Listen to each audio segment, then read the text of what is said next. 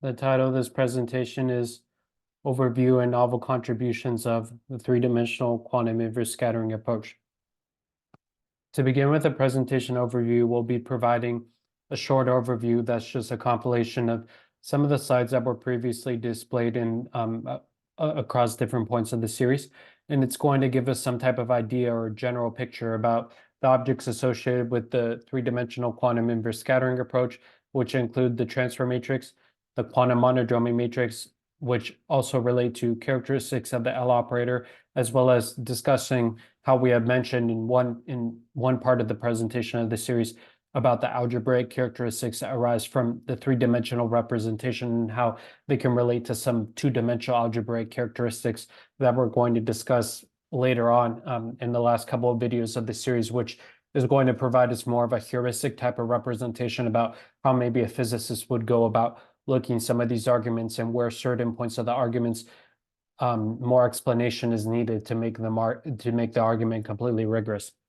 And this is relating to the fact that there are several algebraic types of players and objects at play with the three-dimensional representation, including the Dynkin automorphism, the fact that the vertex model can inherit staggering, as well as the presence of inhomogeneities, which is also relating to the encoding of boundary conditions that I had even mentioned in an earlier work on the logarithmic delocalization of the height function before I had even got into any types of investigations or characterizations of Poisson structure. And we'll also be able, as we had alluded to, discuss implication of less rigorous aspects of the transfer matrix approach that will be discussed later in the series for other systems that have been briefly described earlier at other points of the series, whether it be relating to some type of biological system or maybe a quantum type of system, which is ultimately reflecting some characteristics of ferromagnetism that the Ising model in statistical mechanics was initially conceived for. And this is just to say that, as we had discussed, we began with looking at the simpler case because we already had all of the components pretty much of the quantum inverse scattering approach down, and we had an idea about how these types of components interacted from that previous preprint in that earlier work, in which, as I had mentioned, we looked at the paper due to Keating, Reshettikian, and Sridhar, in which these three authors, they're establishing some type of condition about the integrability of the limit shape, and we're suggesting in the last line of their paper that would be interesting to look at an application of this inhomogeneous Hamiltonian formulation for the six-vertex model, and how you can introduce different types of inhomogeneities depending upon the structure of the L operator, as well as the boundary conditions, and how it relates to the system of 16 Poisson brackets. And it's relating to the product of these lower dimensional 2x2 dimensional representations that we're looking to take the product of, so that we can take the trace to obtain the transfer matrix, and then we can multiply by a diagonal matrix to obtain the two-dimensional quantum monodromy matrix. And it's really great for us as a general type of overview to have this type of slide in mind first, because it's very much relating to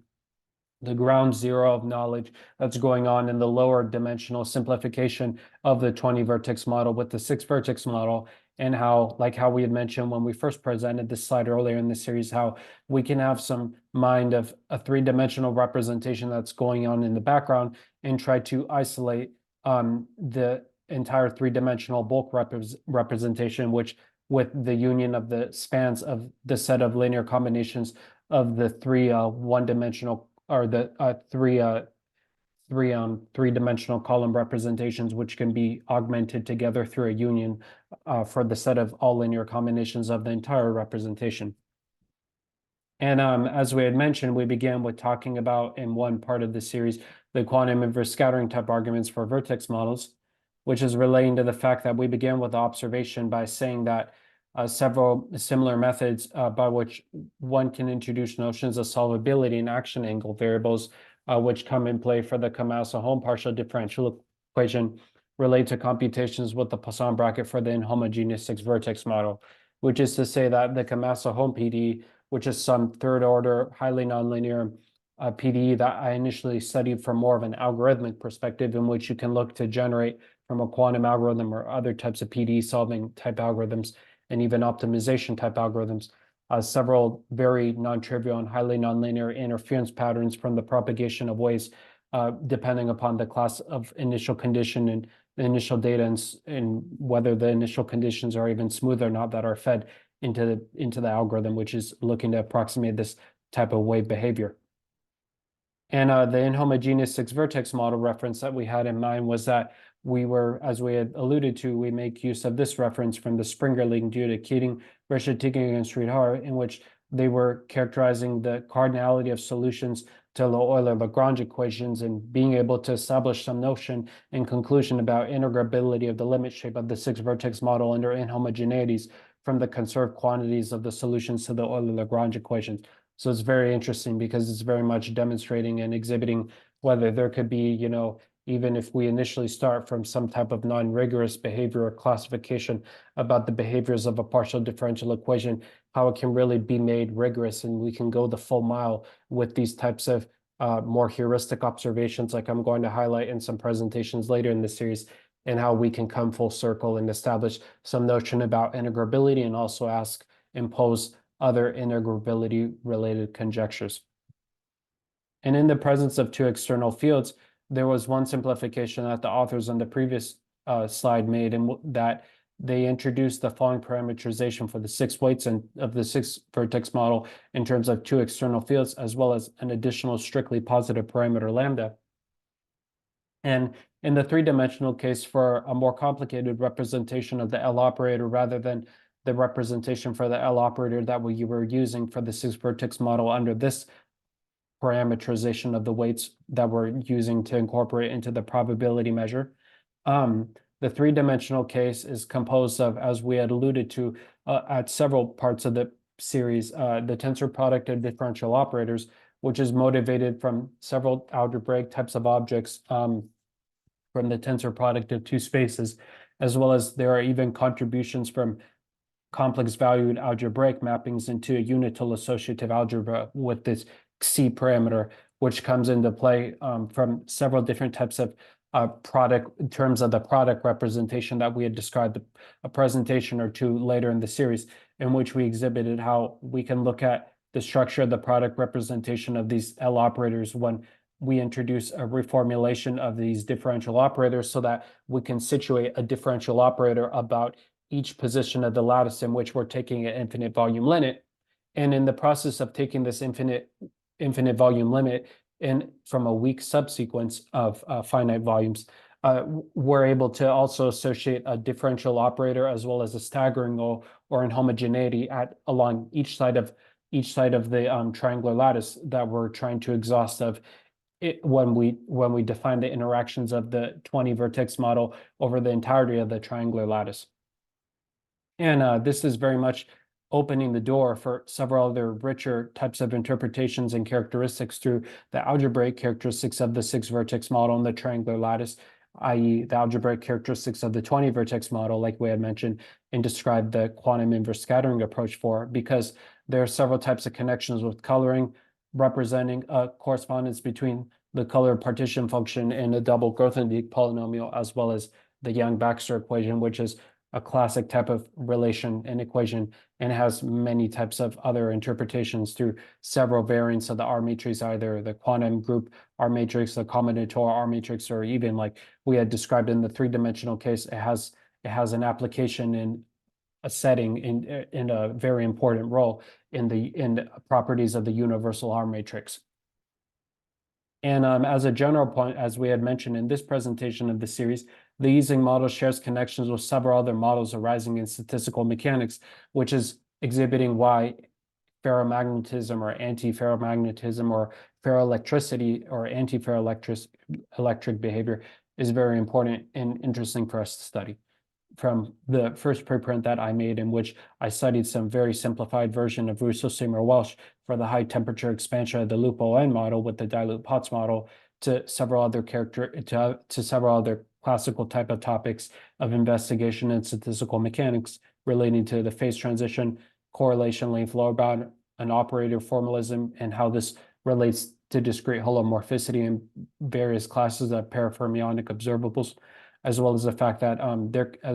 from the longest preprint out of all of the preprints that are given on this slide, we can establish some type of logarithmic delocalization result and then weaken these types of characteristics of the argument for the Ashkin-Teller generalized random cluster model and another cubic spin model.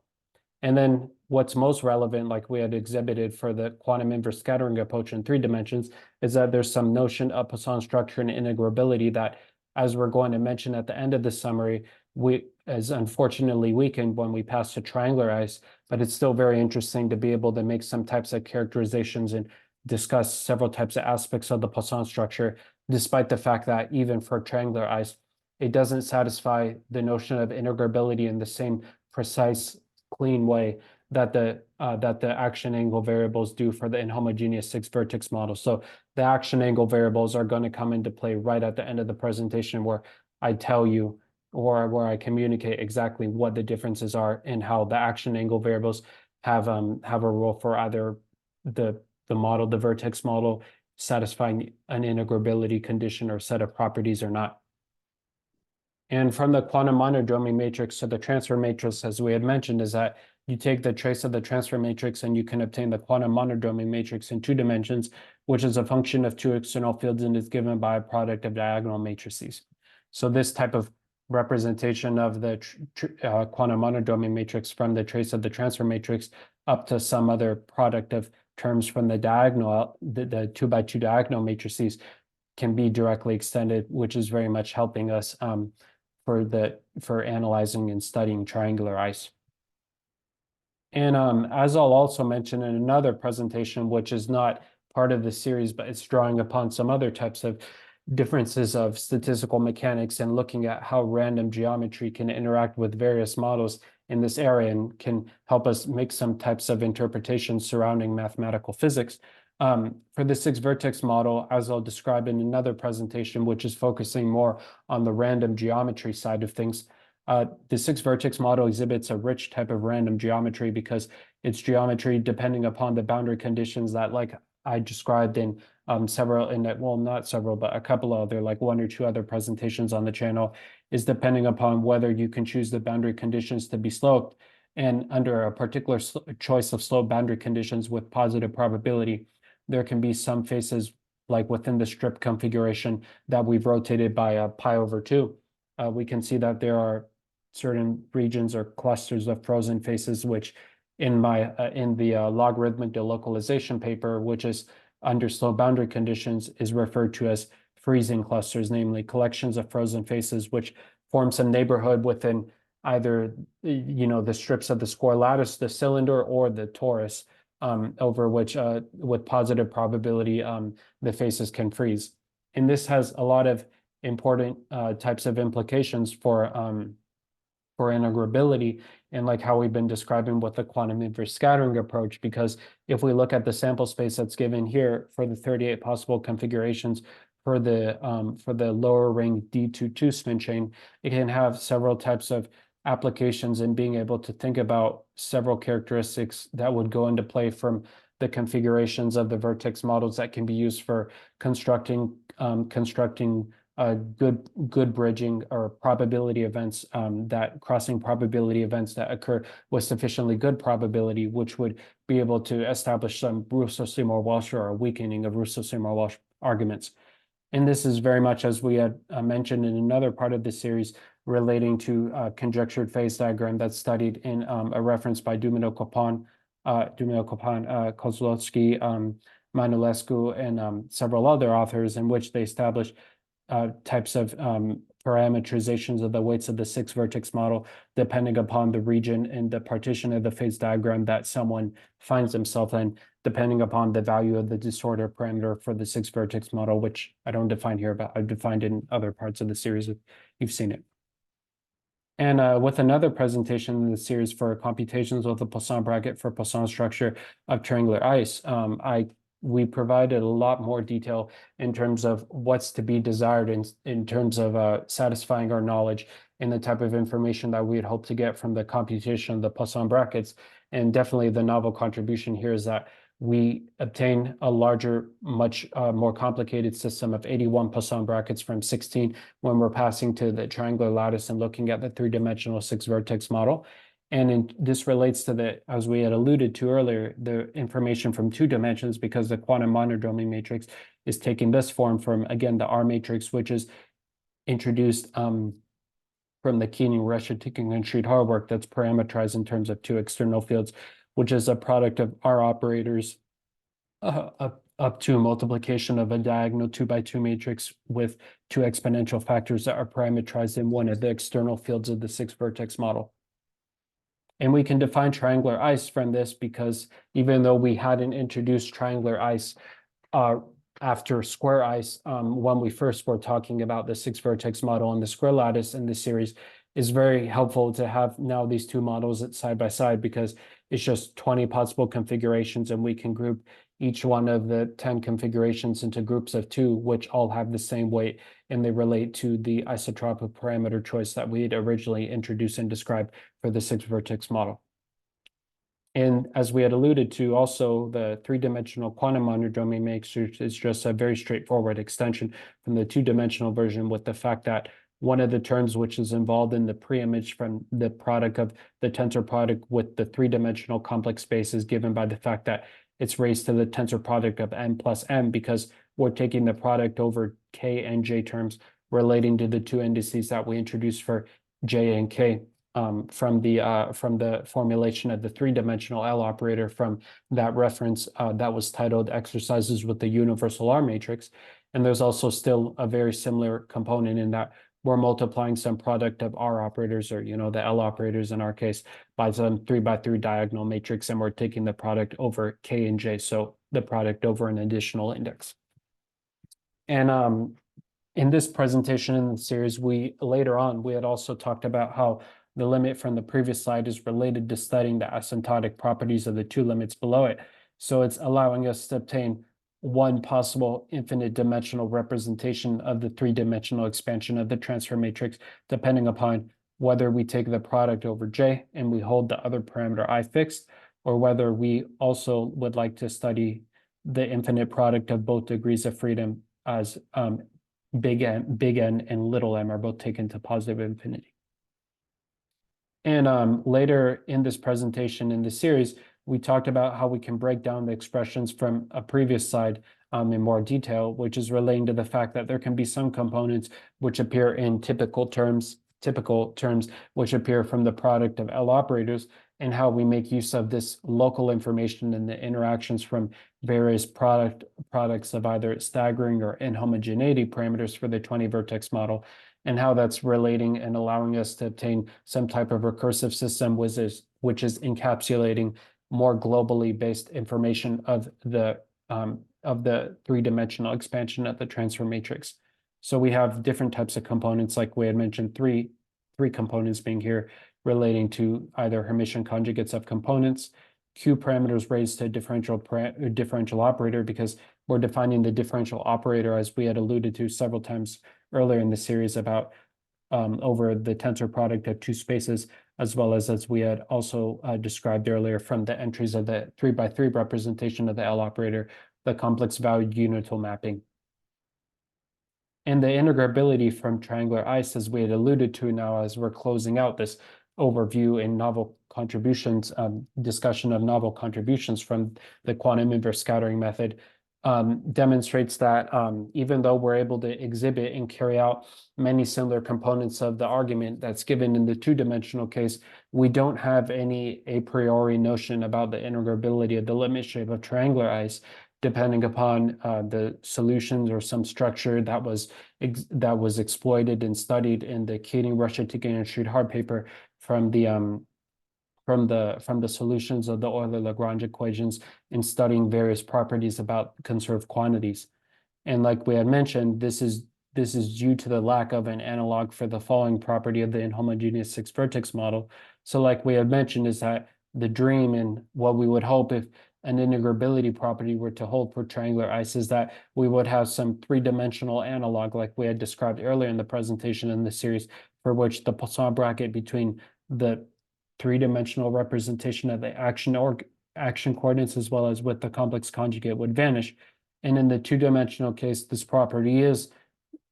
fortunate to hold, depending upon how we define these parameters, which is exactly applicable from a type of formulation that's given in the seminal reference due to Fadiev and Tarkatan, in which they define some parameter phi of lambda, which is minus the argument of some entries, some block of entries of a 2x2 representation of the transfer matrix that they introduced for studying Hamiltonian interactions and solutions to the nonlinear Schrodinger's equation. And in this case, for the inhomogeneous Hamiltonian flow, we also have to make use of another pretty much similar same parameter that they make use of for studying the integrability of the Hamiltonian flow and other types of integrability related properties from dynamics of the nonlinear Schrodinger's equation, because we have to take a logarithm of this block of coefficients appearing in the 2x2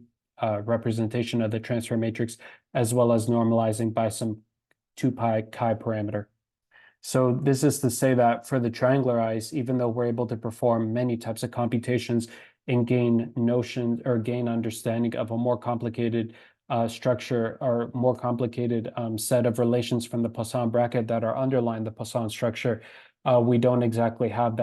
this Poisson bracket from the three-dimensional analog of the action angle coordinates, which appears in the 6-vertex model, vanishes, which is a different type of result, exhibiting that the triangular ice model doesn't exactly satisfy the same stronger notions of integrability that the inhomogeneous 6-vertex model does. And so the concluding remarks that we wanted to finish up with is that we introduced a shorter representation or shorter presentation, the series of a few objects associated with the three-dimensional quantum inverse scattering approach. And we underscored a couple of prominent features of each model that impact how strongly integrability is present in the model. Like we had mentioned just in the last slide, depending upon whether the two-dimensional representation of the complex of the action angle coordinates with its Hermitian conjugate vanish. And this helped us allude to challenges and prospects that we're going to discuss from more of a heuristic general perspective later in the series. And thanks for watching.